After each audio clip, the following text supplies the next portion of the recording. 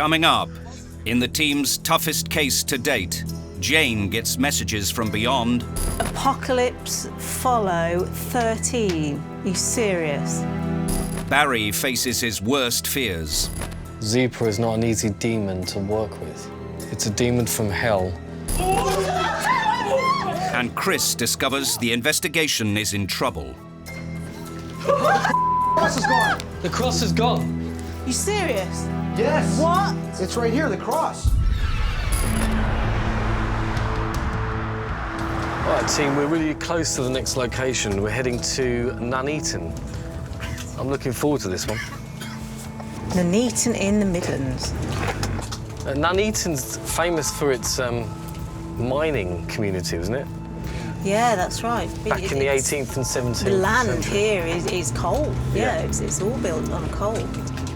This all looks very normal, doesn't it? So far, this is a regular street with regular houses. house, Yeah. regular street. But despite its straightforward appearance, some of the strangest paranormal cases in recent years have been linked to seemingly ordinary people and places. Our team of experts have been called in to investigate reports of unsettling activity in a modern council house built on the site of an old coal mine. Since the first day of taking over the property nearly 20 years ago, Julie Evans has been plagued by escalating levels of terrifying and unexplainable phenomena. When we moved in, I went up into the back bedroom and there was like a big Pentecostal in nail varnish, satanic verses written in nail varnish on the walls. There was like a ram's head with horns on another one. Me and my husband decided to clean it up.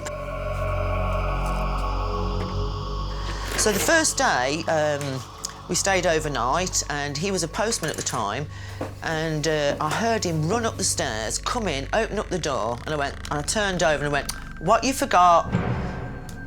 And there was no one there. That was the first experience, day one.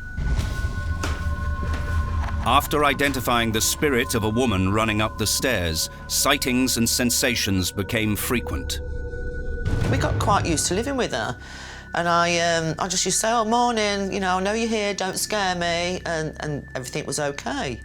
Until my daughter hit 12, puberty. Boy, did things change. Almost overnight, the energy in the house became much more sinister. Could not keep a babysitter for love nor money. My last babysitter, she was in the toilet. There's no toilet roll in there, so she's opened the door to go and get some toilet roll, and the toilet roll was on the landing, coming at her, unravelling itself. That was the end of that babysitter. There's something that I believe is dark, and it's attached to my daughter. Jess could physically see and hear them. Things like were flying off the shelves and restacking themselves in the centre of the bedroom. Then the television kept coming on through the night. I even started to turn it off at the plug, and it still kept coming on. There was no picture, but it was like static and noise, and you could see the light from the TV upstairs.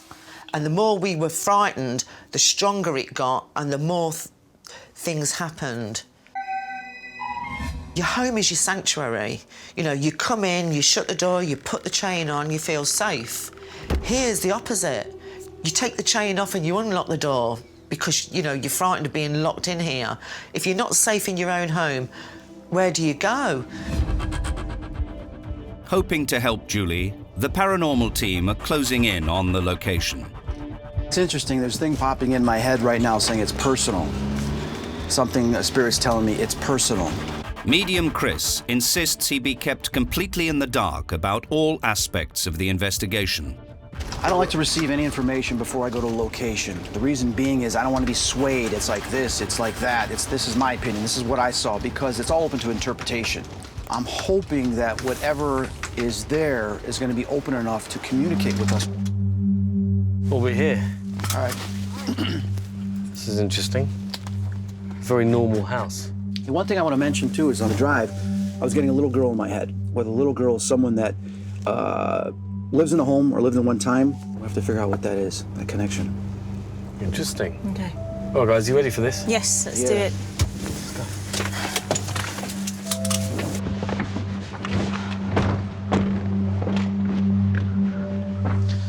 Well, listen, guys, I'm going to interview a couple of people that have been affected in this location and find out what paranormal experiences they've had, the encounters, and all of that stuff. What are you gonna do? I need to meet a guy called Peter. He's a local historian and author. He knows everything there is to know about this area, particularly its history and the significance of this location. So maybe he can help us out. Okay. Okay, good.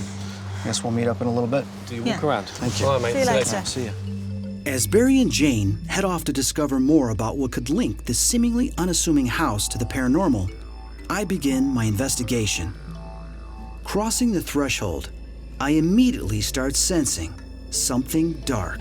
I can feel almost like a cloak just go over my body, a heaviness. And then I'm immediately getting something in the chest here.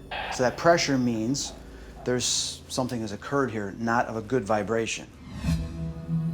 While Chris starts trying to sense what might be lurking at the property, at a friend's house, I'm meeting up with Julie's daughter, Jess.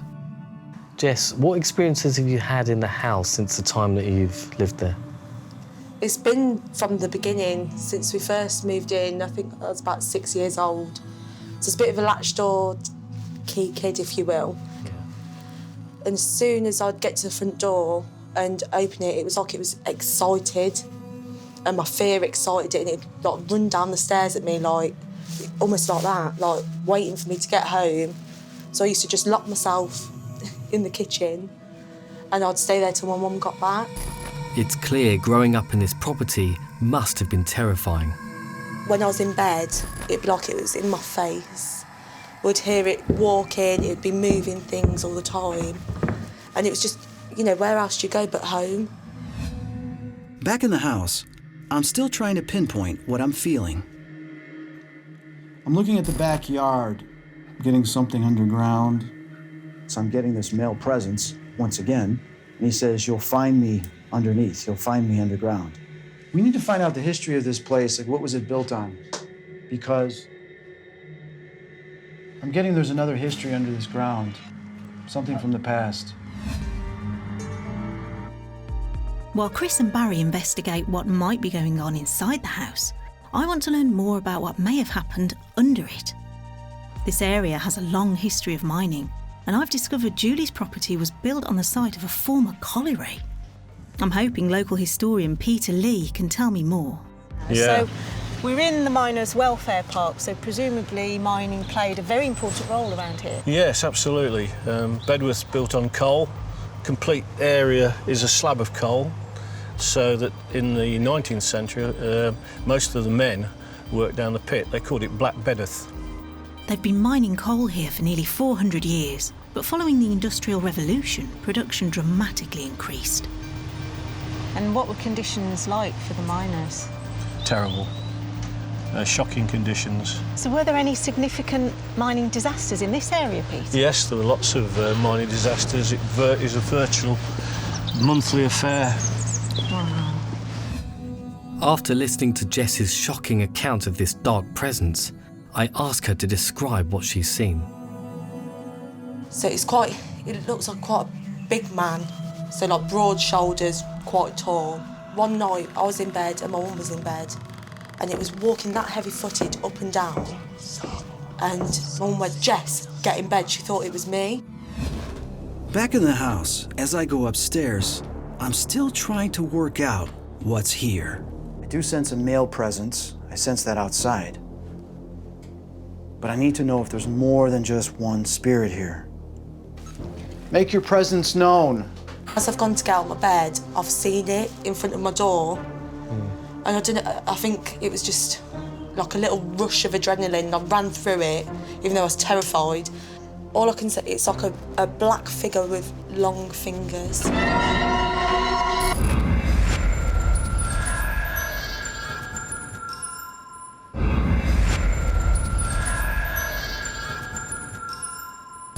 In Bedworth, a suburb of Nuneaton in the Midlands, the team have been called in to investigate powerful paranormal forces in a seemingly normal house. Although I'm struggling to make a solid connection, I'm sensing a lot of activity here. You're gonna have to communicate with us so we can help.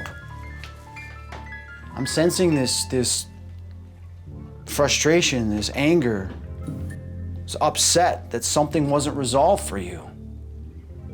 You haven't been able to move on, so you're frustrated. I'm beginning to feel there's a strong connection between these spirits and someone in this house. The people that reside here, is their emotions and feelings affecting you? Reminding you of stuff? The people that reside here, is their emotions and feelings affecting you? Reminding you of stuff? I heard you. Why can't you go? He wants me to leave. I understand. The people that reside here, is their emotions and feelings affecting you? Reminding you of stuff? Historically, this area was dominated by mining, a dangerous and often deadly profession. I want to discover if there's any connections between past pit tragedies and the house we're investigating. So tell me more, Peter, about these terrible mining disasters. Well, there was a major one at Exhall in 1915, which killed 14 people. Where is that in relation to where our property is located? Exhall Colliery will be down here somewhere. Right. And then you've got another colliery up here, which is Charity Colliery. From what Peter is showing me, I can see that crisscrossing beneath this whole area lie miles of old tunnels, some of which tragically must have entombed the miners when they collapsed. Yeah. So how likely do you think it is, or how feasible, that there may have been a collapsed tunnel around this area? Very feasible. Tunnels collapse regularly because they use wooden props and the props rotted and the roof would fall in. Having lived in this property most of her life, Julie's daughter Jess has been affected by persistent paranormal activity. Do you think that this male spirit is attached to you? What's attached to me, I think, is different. I don't think it's linked to the house. It is me, and I think that's followed me from a baby. All I can say, it's like a black figure with long fingers. How many times have you seen this male figure with the long fingers? Probably about 12, 13 times that I can remember. Incredible. There's a huge amount going on in your home. A lot. You definitely need help. After walking around this property, I am seriously concerned. Okay, here's the thing. People gotta understand this goes in with a lot of hauntings. There's little entities, there's little bad little spirits, imps, little devils. But to remove that, you have to remove the source of the spirit, find out why it's here. Also the family, is there anything they're going through that could be attracting it as well? You work on both of those things, then you can remove the other entities. Otherwise, the source that's bringing them there will keep bringing them here. With a better understanding of the area's history and the spirits they will be facing, the team regroup. Hey guys. Hi. I did my walkthrough, Yeah. okay? And I'm getting the sensation here that this is going to be a very difficult case. Very complicated. I'm coming in contact with this male spirit, but then I'm seeing that there's other entities that are there prohibiting it from letting us know what's going on. Hi, guys. Hi, nice to see you. I know who you are. The next step is meeting the concerned residents and beginning the investigation. So I don't think we'll waste any time. So if you're happy to join us initially, we'd like to crack on and see if we can communicate with whatever is here. Oh, well, it's there waiting. You up for that? It's Really? already It's up there. Wow. And they don't like you guys. Yeah, let's go in. Okay. As Julie and Jess have both had strong paranormal experiences here, we're going to let them lead the session and see if their questioning brings forth the spirits. So I'm going to be recording using digital voice recorder, and this is to capture any electronic voice phenomena or ghost voices. At the same time, this device here, which is a temp REM pod, will monitor any fluctuation in the ambient temperature of the environment. So if you're feeling cold or we get that sensation, this will tell us. But more importantly, if I turn it on and I move towards this device, the alarm will send off. OK, ladies, whoever feels ready to speak, ask your question. OK, so why me? Did you hear that? Someone upstairs? I heard the bong. Did you just hear that bang? I There heard was the a bong, bang. yeah. There was a bang.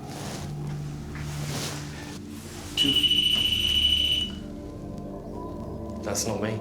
No, and I'm goosing all over. There's no crew upstairs. No, no. You goosing? Okay. So it's 2 for yes, 1 for no. Are there imps here?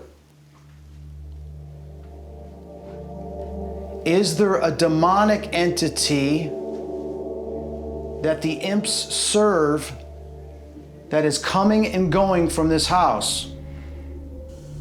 Are there imps here? Is there a There's imps here. What exactly is an imp? Good question. Well, there's a variety of them.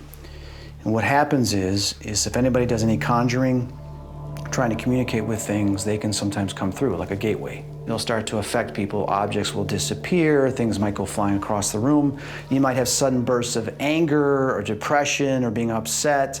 All of the above. All the time, yeah. All of the above. You just hear the Yeah, boom. yeah, yeah. We just heard another boom Yeah. come from upstairs. Then what happens is they will stake the place out and then a major demon will come in. We've had a few responses, but as the focus of the activity seems to be upstairs, we relocate. Using a spirit box to sweep frequencies, hopefully we'll hear responses from whatever is haunting this property and Jess. Why are you here? Why are you after me? Do you want Chris to help you move on? Yes? Yes. That was a yes. That was a definite yes.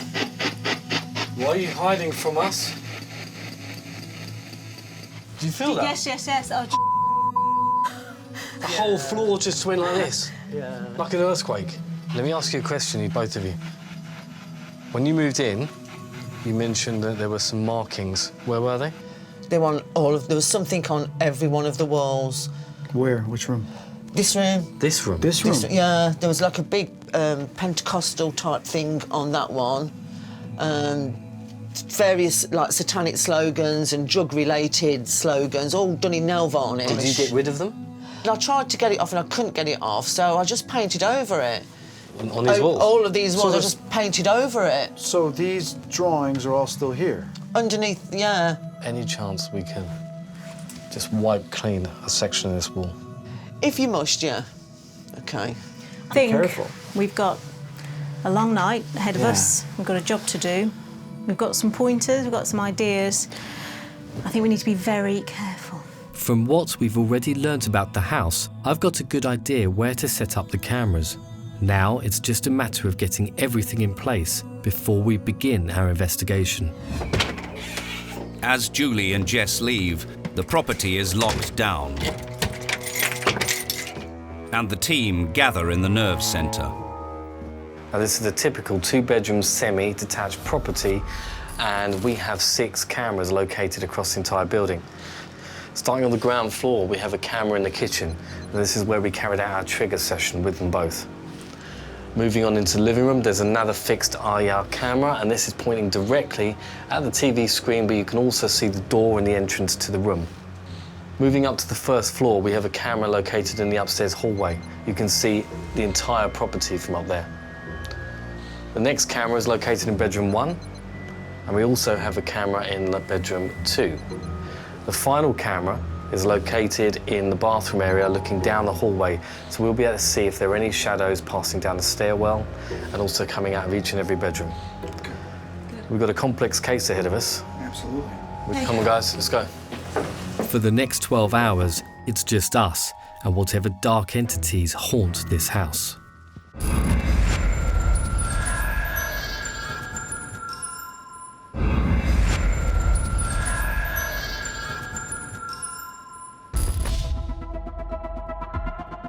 In an unassuming council house in Bedworth, a suburb of the mining town Nuneaton, the team are prepping the kit for their all-night investigation.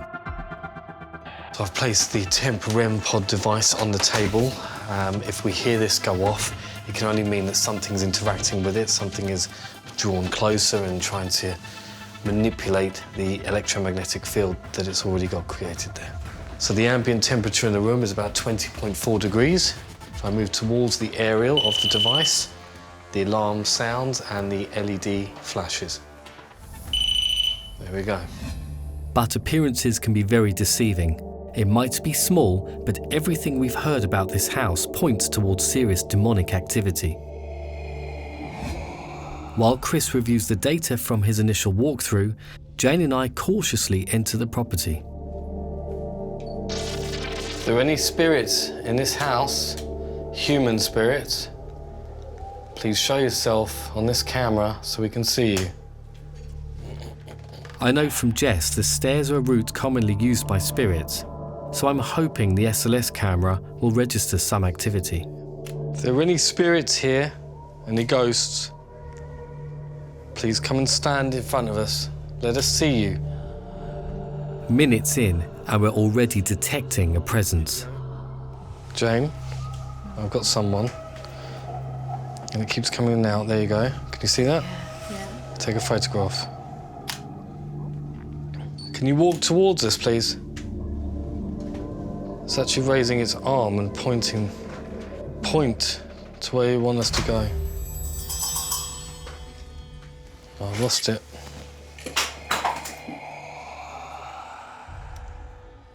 Where was it?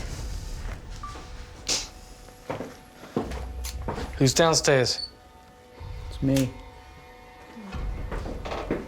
Did anyone move and knock something over? Chris, was that you? No, I'm just taking pictures of the... Where did that noise come from? Behind me.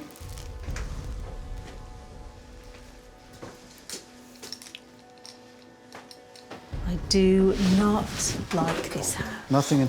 No, Owen said nothing in here. What?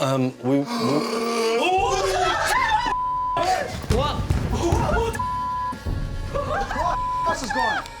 The cross is gone. Right here. You serious? Yes. What? It's right here, the cross. We'd all heard something.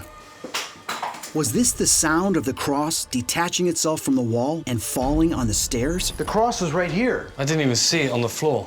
Do we have this on camera at all? Is there a camera? Film that cross on the floor. Film this. On the floor there, Ash. It's right here. We're all a little antsy right now just because this just happened. But demonic entities will do that as a form of intimidation, okay? Trying to regain authority because we walked out here going, okay, we know what we're dealing with now, we're going to confront this. So it's just a sign of intimidation, which I gotta admit, it's got some of us on edge. It's a pretentious start to our investigation. Until we know what we're dealing with, we need to be on our guard. Okay, this is EVP recording in the kitchen while Barry is in one bedroom and Chris is in another. Was that you, Jane? Oh, this one's going! And this now one. up there. This one, they both went off at the same time. The activity here is intense and relentless. Holy hell. Speak your name.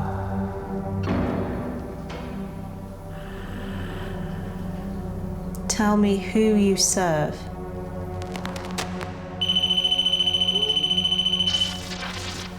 Are you attracted by this? The force of energy. And that you can manipulate this if you choose to.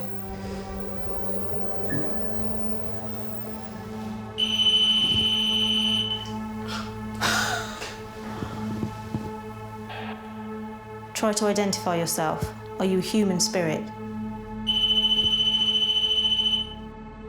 While Jane continues her questioning in the kitchen, above her in the bedroom, I want to try and identify what is causing so much disturbance. So what I'm going to do is just pay attention to any changes that's in the room. What are you? I demand that you speak the truth on this device.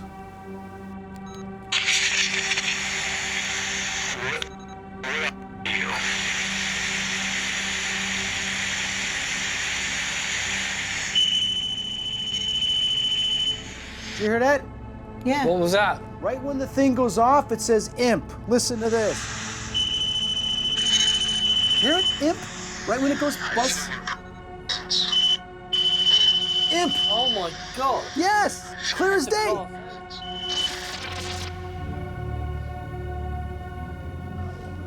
I don't know if that was just a blur on my eye. I could have swore I just saw something in this room. That has just confirmed it. I saw something about this height, so not quite to the top, about to there, shoot across. I've just seen something in the kitchen about 2.5 feet tall. Really? A dark shadow which zipped past the unit, past Adrian, and then the meter went off. Holy cow. We got what we needed. This confirms it. We've already had multiple EVPs telling us there are imps here. But this is really unusual. They're almost brazen in their behavior. Continuing our investigation, I want to focus our attention on the back bedroom, the site of our powerful spirit trigger session earlier. Hey, you guys. Yeah. Julie said that around 11 p.m. things start to kick off in this house. That's when things start coming through the walls, noises, that kind of stuff. And it's now 5 to 11. Yeah. Remember, guys, this is the room where there are the symbols on all of the walls. So Julie felt something like a pentagram on this wall. She said there was a goat's head and other things here.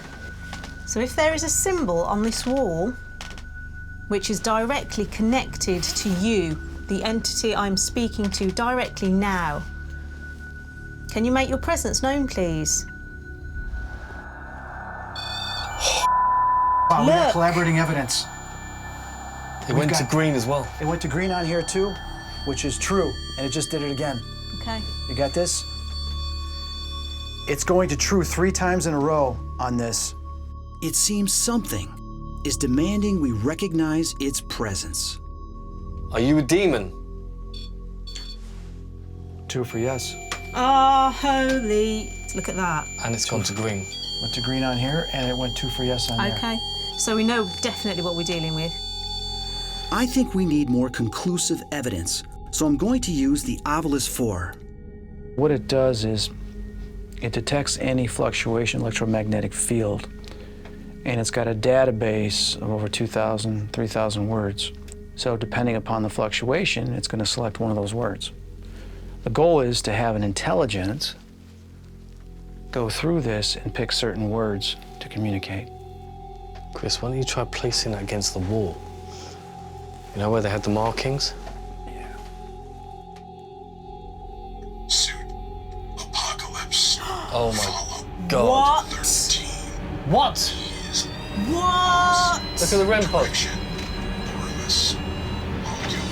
Apocalypse follow 13. Are you serious? That's crazy. In all the years I've been using the Ovilus in investigations, I've never had such direct, clear responses. And it's still going. What is Oremus?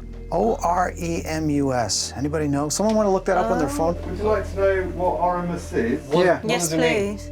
Latin for let us pray.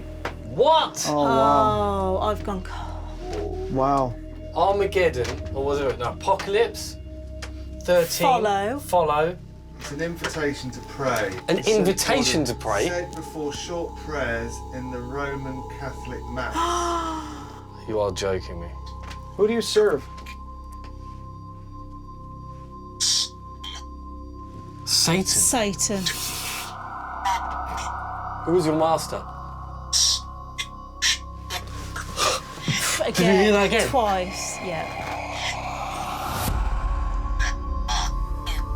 There are imps.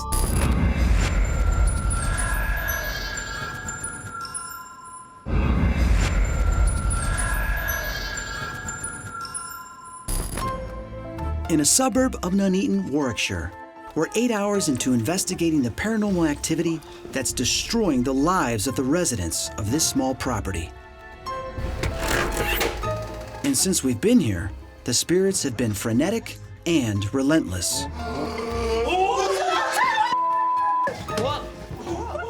Our equipment is registering the presence of spirits in every room of the house.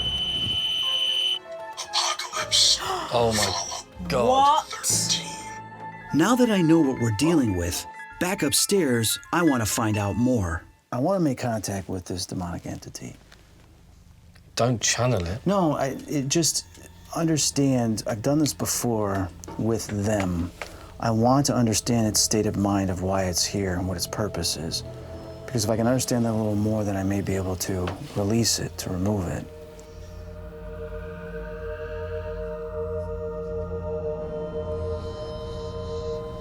All right, I'm gonna close my eyes. Just want to see if anything will start to align with me. I'm giving you permission to come into my space. Not into my body, into my space. What is it you want to say? Stop!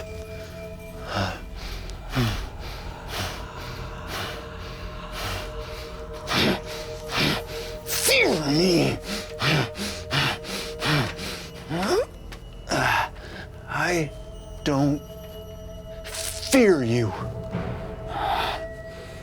Oh, that's right. Why don't you just tell us your name? You can't trick me. I know this plane. No, you can't stay in this plane. You. I don't want to move.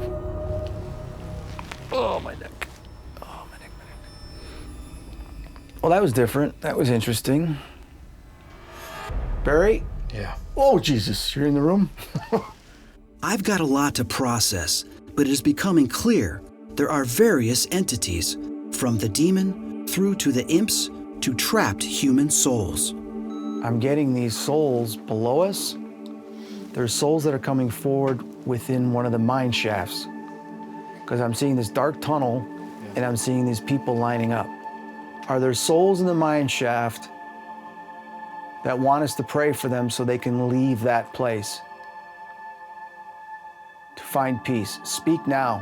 Are there souls in the mine shaft that want us to pray for them so they can leave that place? Is that a yes? Yes. Jesus, leave that place. To find peace. Speak now. Yes. I know we can help them through prayer, but there are still details about the demon eluding me, so I listen back to the recording. Wait a minute, that's crazy because it says two words. The second word is demon, and then the first word is saying like semen, shemen, zeba, something, and then it says demon. Sounds like Zepar, but Oh my God. What? What does it sound like? Like Seba, Zeba. Z-E-P-A-R? I don't know. What are you saying? Zepar. It says here, Zepar is not an easy demon to work with. For the inexperienced, he has been known to cause some issues for occultists. It's a demon from hell. The most important infernal duties are related to love, lust. It is said that he is capable of seducing women by taking human form.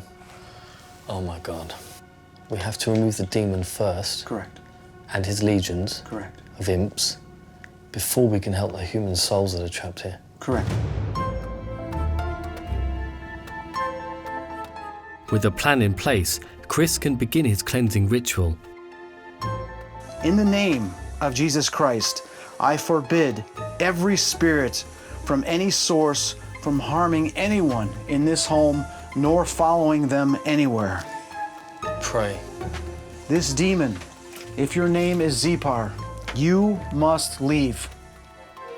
Heavenly Father, I ask forgiveness for this entire family, for all the lost souls that have been trapped in the mind.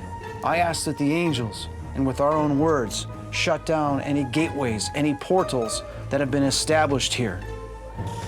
Dealing with such a notable and challenging demon as Zepar, All my abilities are being tested. But I can't let him remain. For the sake of Julie and her daughter Jess, he must be exorcised. It's over. Chris! Did you hear that? Said it's over. It's over. Good. We just came into the kitchen, and through this spirit box, Jane and I clearly heard it's over. This has been one of the most intense investigations of my life. But hopefully we've made a real difference.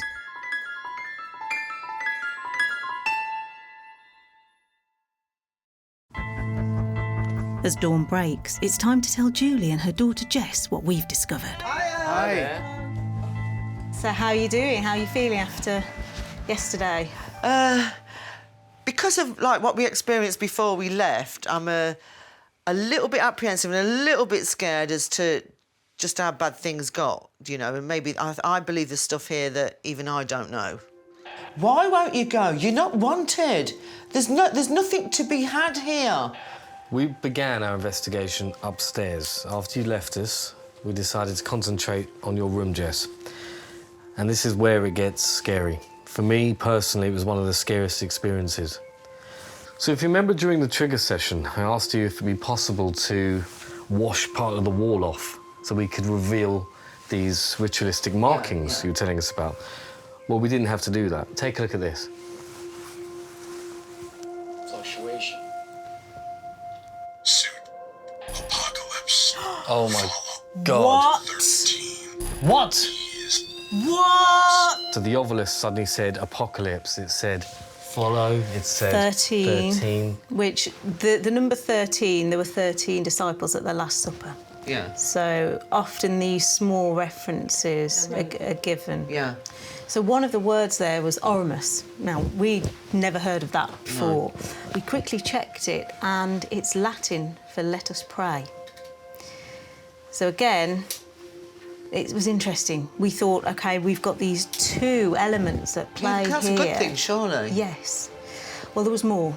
And this was again placed on the same four walls in your bedroom. Take a listen to these. There are imps. There are imps. I'd already determined there were multiple entities here, but this confirmed a presence of imps, suggesting an even greater power controlling them. Goosing all over. Finally. Who do you serve? Satan. Satan. Who do you serve? Was Satan here? No. No. Satan won't worry about this, has bigger things to do. So we had enough evidence to go on that we weren't dealing with just human spirits. We were dealing with something demonic. Not Satan himself, but a demon coming across and fooling us, misguiding us into believing this was the devil. I just didn't think it was that bad. Not, like, demonic. With all of this information, Chris was very brave, actually, and attempted channeling. What I do is I start to go into a trance. I will do a trance chance where I will let the spirit come through and maintain control, and I'll ask it questions. I'm just gonna play this for you. I start communicating with some of the spirits saying, show me some things we may be missing. And what I found was that there were two demons. I gotcha. Hear the voice say, you see?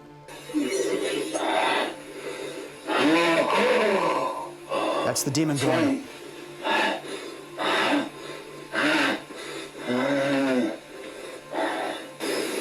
It says again, see. It's trying to calm the demon down, saying, see, look. Now this demon is removed, okay? But there is only one left. And it gave us its name. We heard this.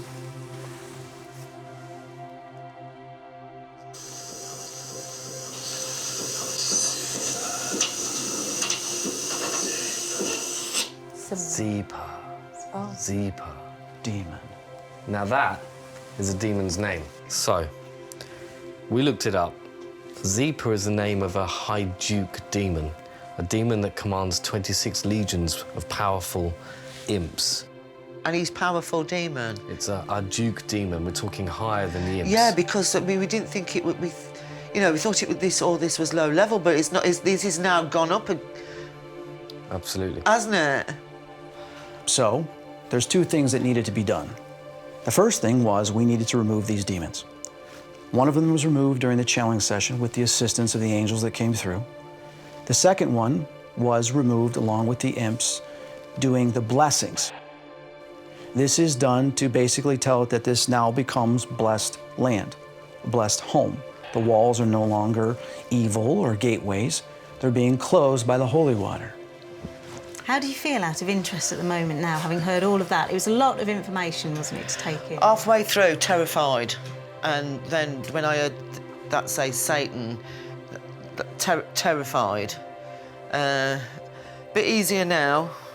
I want to say from a personal note that this has been one of the most, if not the most, intense and scary investigations for me, and I know for my teammates.